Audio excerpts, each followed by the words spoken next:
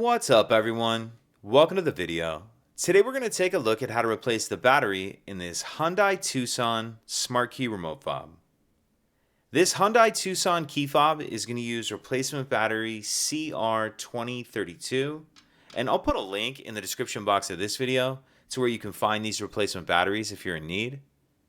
So the first thing we want to do is grab our key fob and we're going to remove the emergency key that's in the bottom of it.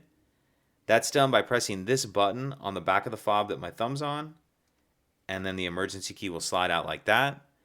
Now if we hold our key fob with the buttons facing down and we take a look at the bottom of it, this is the slot right here that this key just slid out of that I'm touching with the end of the key.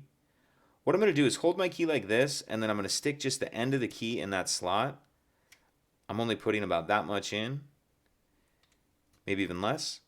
So put about that much in, and then I'm going to pry up like this, and it's going to pop this back cover up. So put just the end of that key in, and then pry up, and you can see like right there, it pops that back cover up.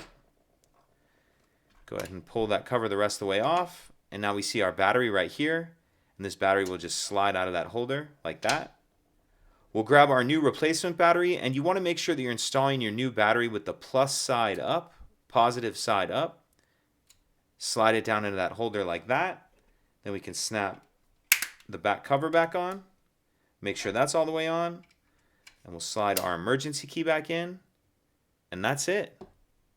If you could take a second to like and subscribe, it helps us out, and I'd appreciate it. Thank you.